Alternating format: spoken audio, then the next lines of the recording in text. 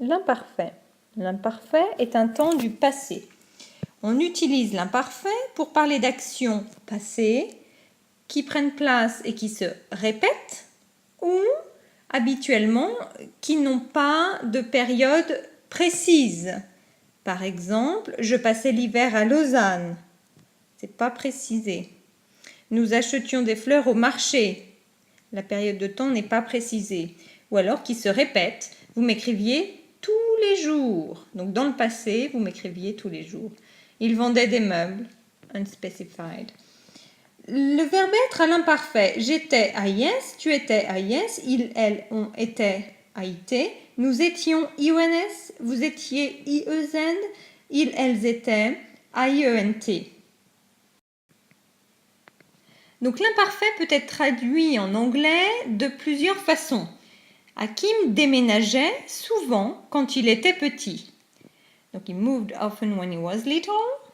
Donc on utilise ici une prétérite. He used to move often when he was little. He was moving often when he was little. Nina chantait sous la douche tous les matins. Donc la même chose, 3 possibilités. L'imparfait est un temps simple du passé. Donc ça veut dire qu'il n'y a pas d'auxiliaire être ou avoir. Pour former l'imparfait, on enlève le ONS à la fin du nous au présent et on remplace, on additionne avec AIS, AIS, AIT, IONS, IEZ, IENT. Exemple pour parler. Je parlais, tu parlais, il parlait, nous parlions, vous parliez, il parlait. Pour le verbe finir, donc on utilise le présent avec la forme nous du verbe finir. Nous finissons, on enlève ONS et on rajoute AIS, AIS, AIT, IONS, IEZ, IENT. Donc je finissais, tu finissais, il finissait, nous finissions, vous finissiez, il finissait. Pour le verbe vendre, nous vendons, ça c'est le présent du verbe vendre, on enlève ONS et on rajoute je vendais, tu vendais, il vendait, nous vendions, vous vendiez, il vendait. Pour le verbe boire, nous buvons, ça c'est le présent du verbe boire à la forme nous, on enlève ONS, on rajoute AIS, je buvais, tu buvais, il buvait, nous buvions, vous buviez, il buvait. Alors attention aux verbes qui terminent par GER ou CER. Pour les verbes en GER, on ajoute un E avant les terminaisons de l'imparfait, sauf pour vous et nous. Tu déménageais. Si on veut prononcer j'ai, on doit ajouter un E, sinon on prononce tu déménageais.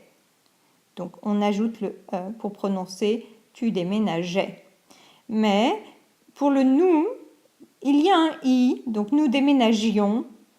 We don't need an I, parce qu'il y a un I. Pour les verbes en CER, on change le C par un C cédille avant toutes les terminaisons, sauf pour nous et vous. Exemple, les invités commençaient. On rajoute une cédille parce que C plus A, ça fait K. Donc, sinon, on prononce les invités comment qu'est. Donc, nous, on veut les invités commençaient, alors on rajoute une cédille. Mais, pour vous, vous commenciez, il y a un I, donc il n'y a pas besoin de cédille. Alors, regardons des exemples. Mes parents voyageaient, on n'oublie pas le E. Vous mangiez, pas de problème. À quelle heure commençait l'école? On n'oublie pas la cédille. Nous commencions, pas de problème. Alors, l'imparfait des verbes pleuvoir et neiger. Alors, il pleuvait, il neigeait, il y avait, c'est l'imparfait de l'expression il y a. There is. So there were, il y avait. Et enfin, il fallait.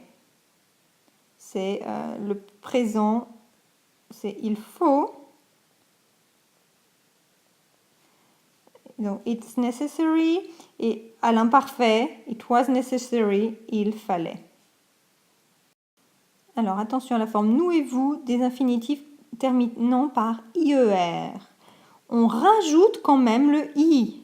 Donc, pour le verbe skier, vous skiez. 2 I. 2 I.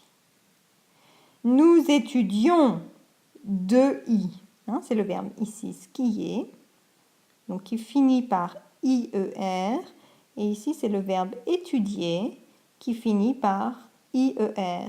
Donc, pour les formes nous et vous, on rajoute un I. Donc, on double le I à l'imparfait. Ensuite, le verbe avoir à l'imparfait. J'avais, tu avais, il avait, nous avions, vous aviez, ils avaient. Le verbe aller à l'imparfait. J'allais, tu allais, il allait, nous allions, vous alliez, ils allaient.